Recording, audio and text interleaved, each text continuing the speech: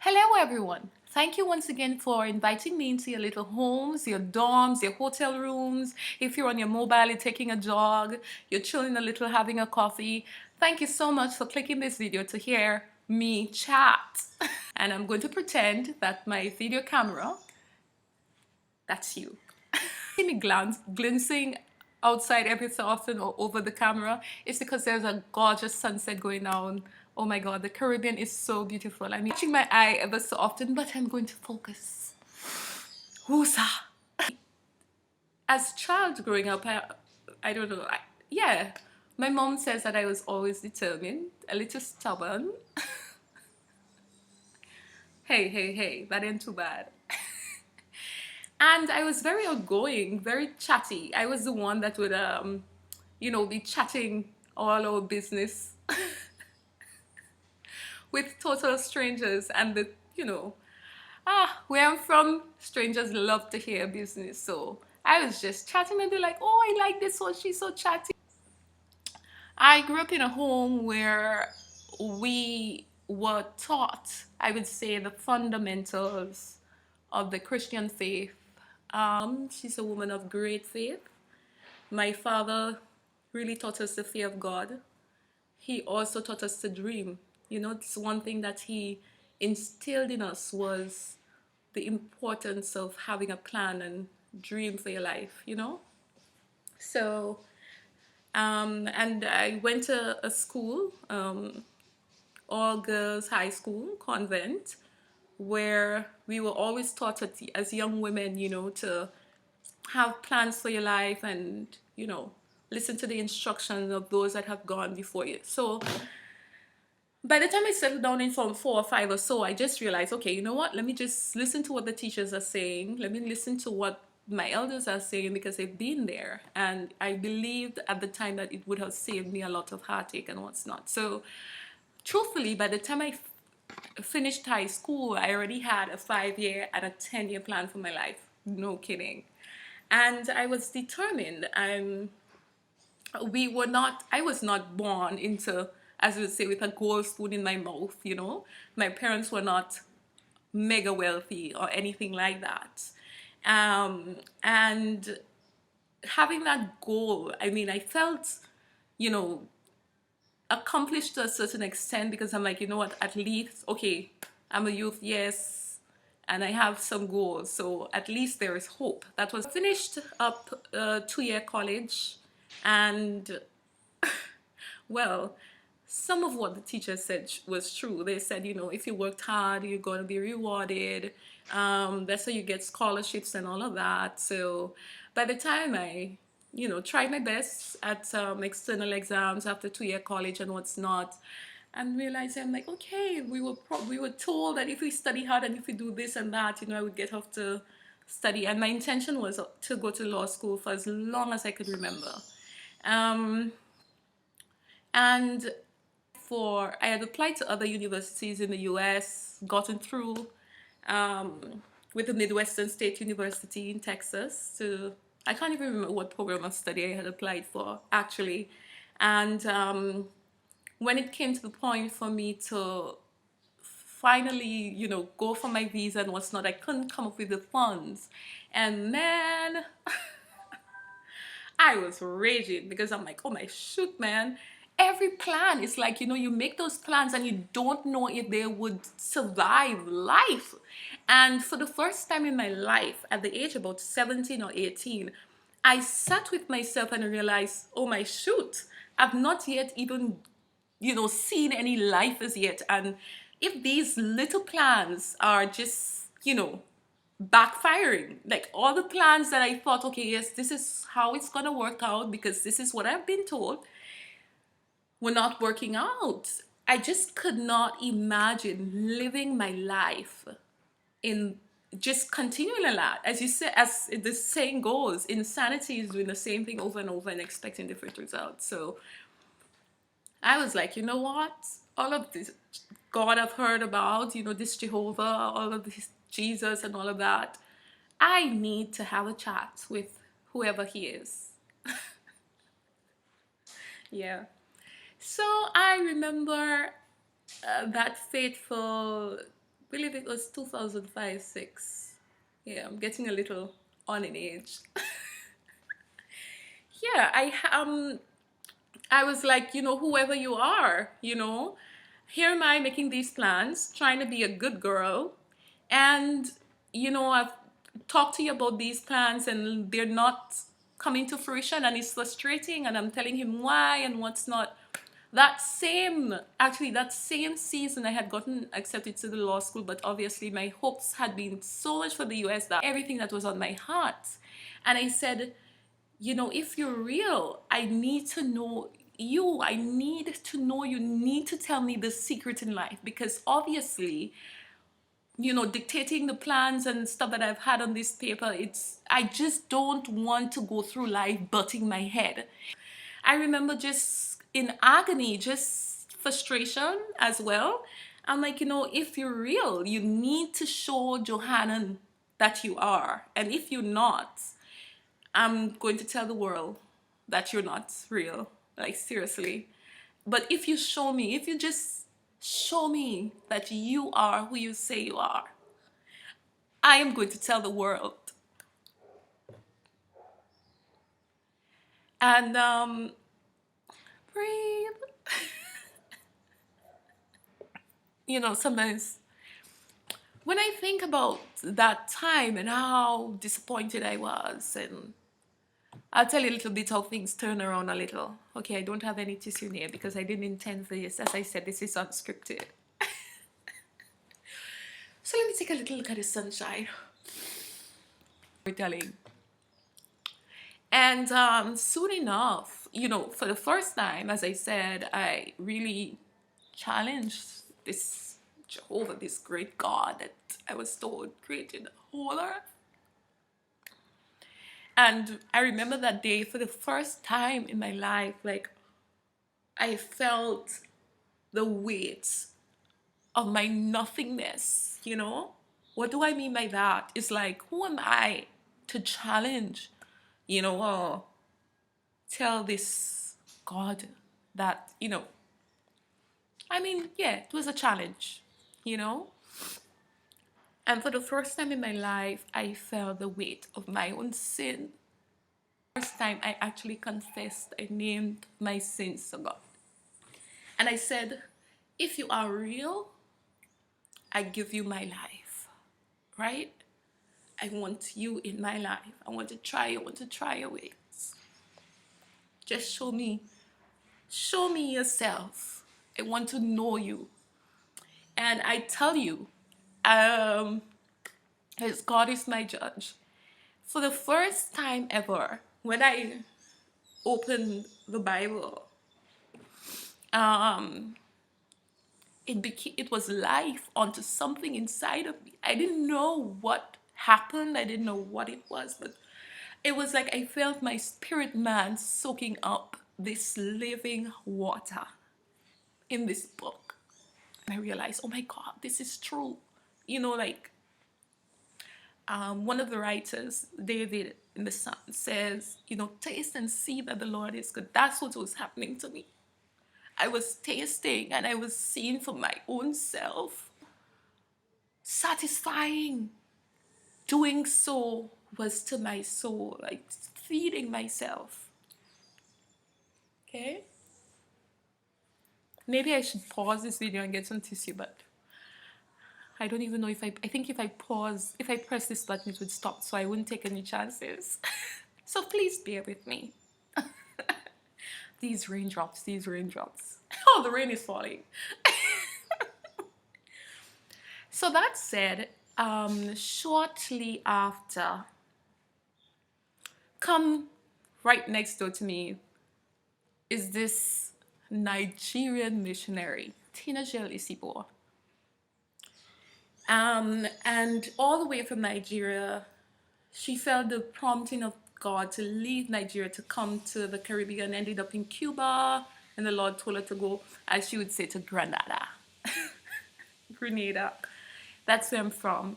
And for the first time this lady comes and she's so, say, on fire for the Lord. She's so on fire for God, And I was like, at first I was like, I wonder if this lady's faking this, you know? And I would hear her getting up like 3, 4 o'clock in the morning and just singing songs in her Nigerian voice to God. Shadow that like unto you, O Lord, among other gods, there is none like unto you. You glorious in holiness, fearful in praises, always doing wonders. Hallelujah. So I was like, the woman would be singing next door and I would be right next, like, because our apartments were joined. And I would be crying. And I'm like, just kicking myself. I'm like, why are you crying? But something about the way she was singing out to God in earnest was calling out to something in me. It was just like, I was like, and I started to tell God, I want to know you like that. Like I would see her pray about things one day, and then the next day I see with my own eyes answer to prayer. It was phenomenal. Long, I lusted, I thirsted, I envied.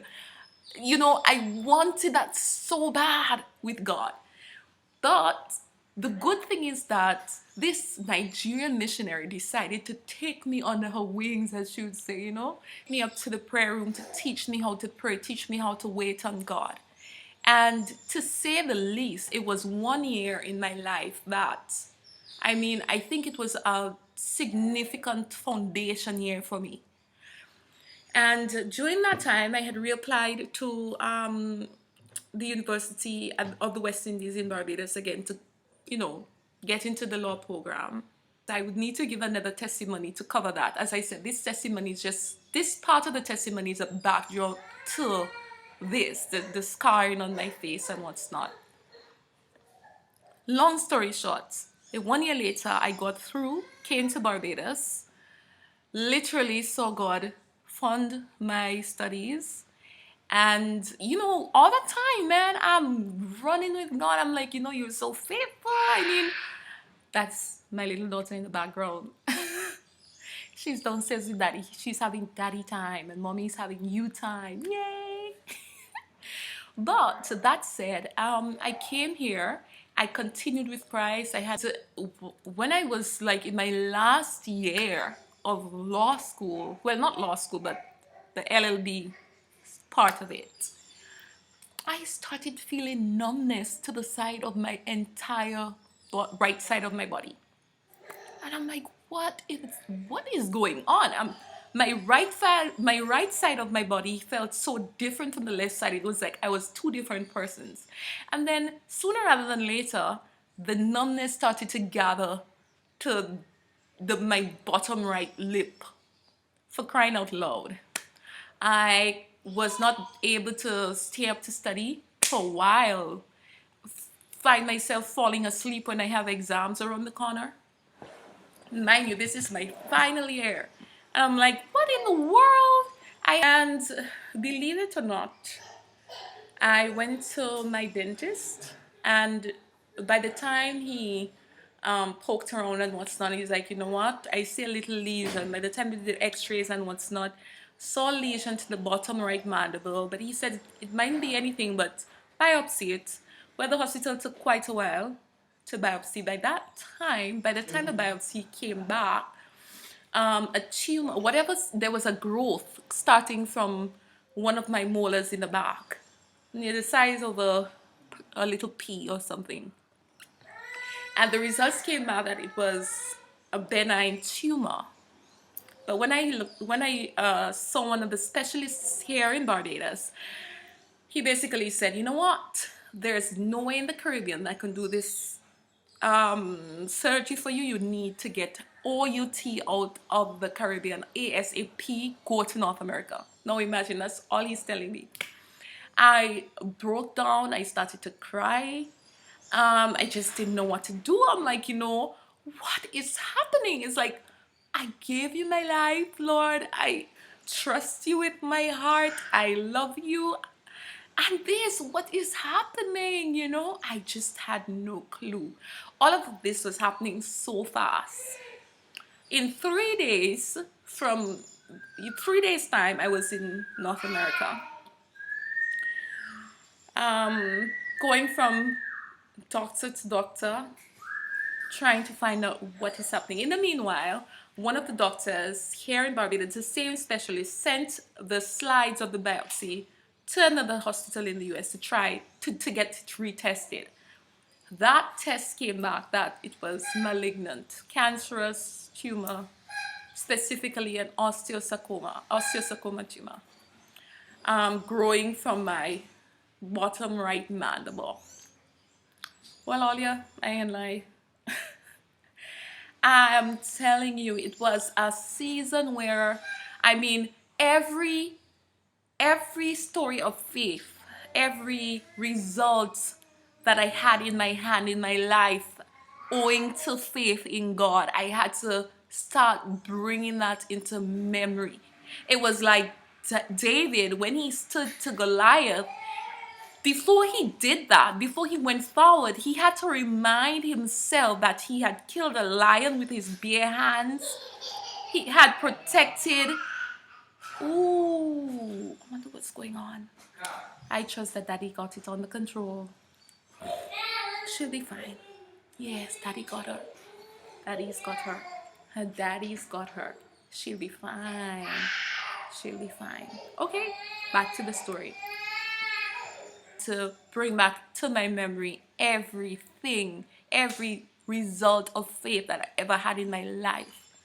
To remind myself and to encourage myself that, you know what?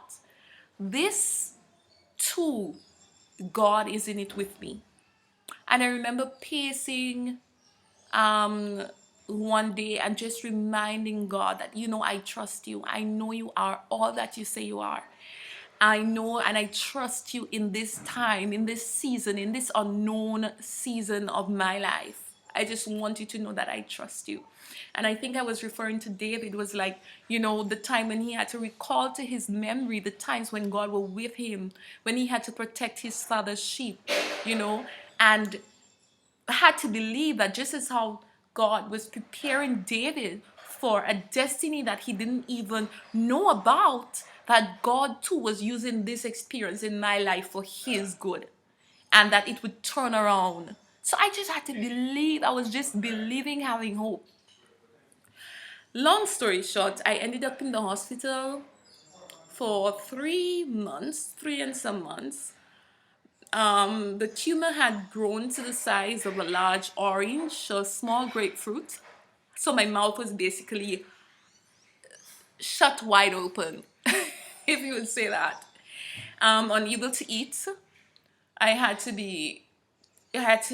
trick to breathe, tube through my stomach for me to feed, the whole works. Chemotherapy, lost all of my hair. My eyelashes stayed. My eyebrows were piecemeal. And yes, I was basically just waiting. I was there every day. What did I do to survive the storm? I remember I had just encouraging, faith-filled music playing through my room. My mother was such an arm of strength. She would be declaring over my life, you know, remind me like, you know, Johanna, you're gonna get through this. My sisters, my two sisters would come and visit me, encourage me. So it was a holistic effort. I had a great team of doctors and just holding on to the promises that I knew. Reminding myself ever so often, like, you remember when God took you through this, you remember when this, you remember the results of faith in this instance, and I just kept feeding my spirit. There was one time that I wanted to die, and I'm going to leave that for another video. Through it, I came through it. I did the surgery, basically removing half of my jawbone, doing a fibula-free flap. So the small bone from my left leg was taken out to recreate a jawbone. Then I had implants done to the half where obviously all the teeth were also taken out. I'm alive. I'm alive. I am alive. I am alive. That season came, it passed. I am here. I am here. 2008, 9, 10, 11, 12, 13, 14, 15. I am right here. And every day, I am so grateful to see another day. No matter the challenges in life, no matter the personal and other challenges, I am just so happy.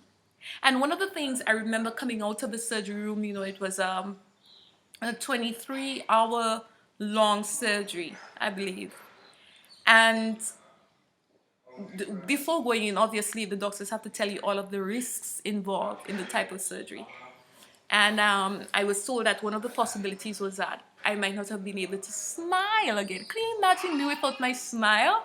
My smile is like my signature, okay? So when I came out of the surgery room, I remember the first thing I tried to do was smile. And I saw that I could smile, and I just told myself, you know what? Everything is gonna be all right. I hope that this story sparks you. Whatever you're going through right now, it might be health challenge or whatever. There could be a myriad of things that you're going through right now. I just want you to know that trouble don't last always. Trouble don't last always. And even when I go through my struggles or challenges, I remind myself, I'm like, you know what? Trouble does not last always, girlfriend. It really doesn't. Trouble doesn't last always. Trouble don't last always. And whatever you're going through, just believe and just know that it is preparing you for something up ahead that you don't even know about. Every test that you've had, and you've had faith to go through and hope, when you look back, you realize, oh, that is the reason I had to go through this, you know? And, although I always say, I remember myself saying very frequently right after my challenge with cancer that I feel like I've gone through this for people. Like I remember telling God, I'm like, you hear people go through these stories and they come out and say they have more faith in God. I'm like, I didn't feel like I had more faith in God when I came through because I know that He is. He is. Full stop. I knew that before the challenge, and I came out still believing and still knowing, and I'm like, what is the reason for this? What was the reason? And to this day, I don't know the reason. I don't know the full reason. Yes, there were many days when I looked at myself in the mirror and I didn't recognize myself. And I cried and I cried. I mean, there was so many days. I mean, I guess it was just the process, the emotional process, the psychological process, everything. It was like bam, and I just had to breathe and just believe that God was with me through all of it. So I think I'm going to end this video here today, right?